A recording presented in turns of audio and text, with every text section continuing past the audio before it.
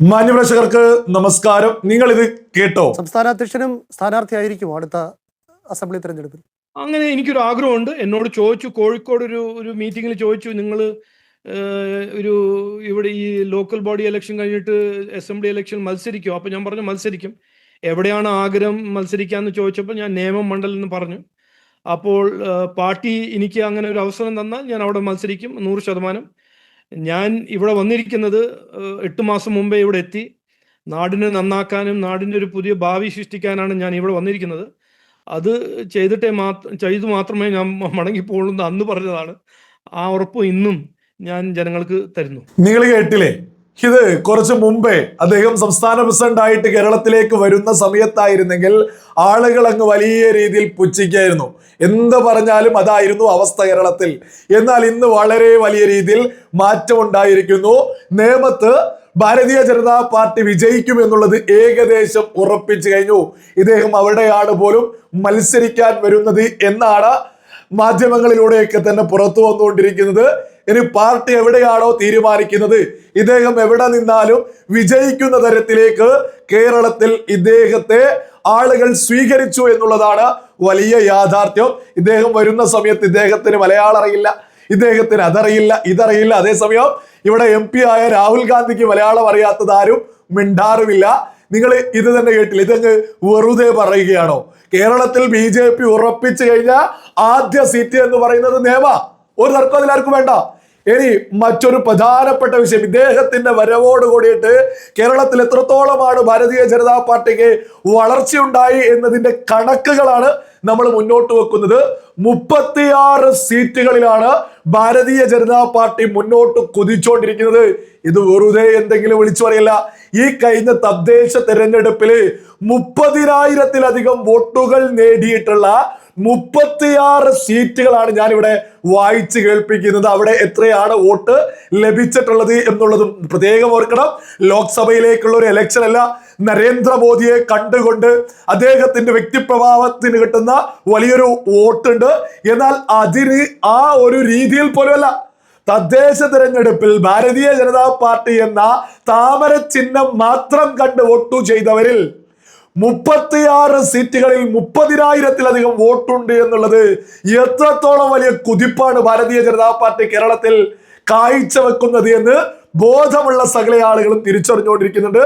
ഞാൻ അതിൽ ഓരോന്നും ഒന്ന് വായിച്ച് കേൾപ്പിക്കാം. ഒന്ന്, നേമത്ത് ഈ കഴിഞ്ഞ തദ്ദേശ തെരഞ്ഞെടുപ്പിൽ കിട്ടിയ വോട്ട് എന്ന് പറയുന്നത് 49,867 ആണ്. രണ്ടാമതായിട്ട് കാട്ടാക്കട 46,372. BJPക്ക് ഒരു മണ്ഡലത്തിൽ കിട്ടിയിട്ടുള്ള വോട്ട് കണക്കാണ് കേട്ടോ ഞാൻ ഈ വായിച്ചു കേൾപ്പിക്കുന്നത്. മൂന്നാമത് കഴക്കൂട്ടം 40,582. നാലാമത് വട്ടിയൂർക്കാവ് 38,228. അഞ്ചാമത്തത് പാറശാല 32,169. ആറാമത്തത് ആറ്റിങ്ങല് 34,391. ഏഴാമത്തത് ചിറയിൻകയെ 35,639. എട്ടാമത് തിരുവനന്തപുരം 35,821. 9 കുന്നത്തൂര് 33,004 വോട്ട്. 10 കൊല്ലം 32,583. 11 കരുനാഗപ്പള്ളി 33,677. 12 ചാത്തന്നൂർ 36,620. 13 കൊട്ടാരക്കര 36,212. 14 കുണ്ടറ 33,820. 15 ആറന്മുള 32,237. 16 ചെങ്ങന്നൂര് 41,674. 17 കായംകുളം 33,455.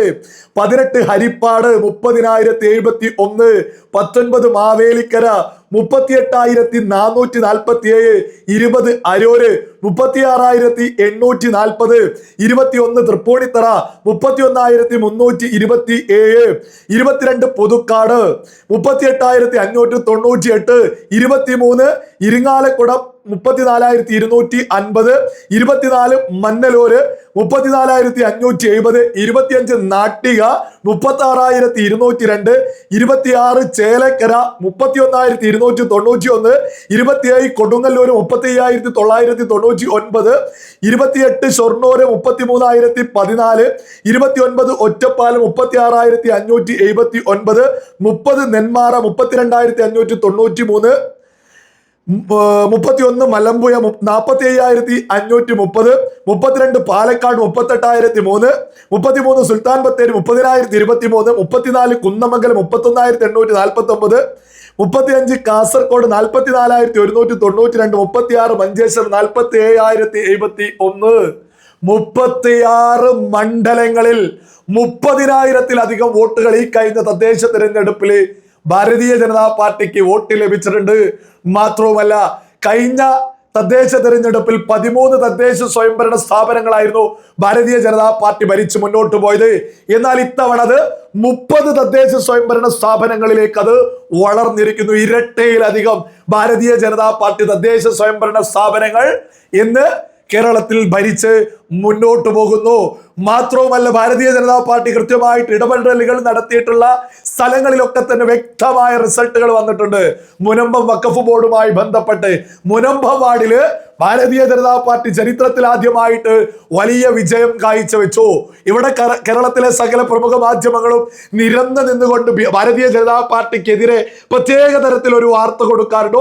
നഗരപ്രദേശങ്ങളിൽ മാത്രമാണ് ഭാരതീയ ജനതാ പാർട്ടി വളരുന്നത് എന്ന്. എന്നാൽ അത് തീർത്തും തെറ്റായിട്ടുള്ള ഒരു കാര്യമാണ്. നഗരസഭയിൽ മാത്രമല്ല, നഗരപ്രദേശങ്ങളിൽ മാത്രമല്ല, മറിച്ച് ഗ്രാമാന്തരങ്ങളിൽ കേരളത്തിന്റെ മുക്കിലും മൂലയിലും കൃത്യമായിട്ട് താമര വിരിയുന്നുണ്ട്. വയനാടിന്റെ ഉൾഗ്രാമങ്ങളായിട്ടുള്ള ഈ പറയുന്ന തിരുനെല്ലിയിൽ പോലും ഭാരതീയ ജനതാ പാർട്ടി വാർഡിൽ വിജയിച്ചിട്ടുണ്ട്.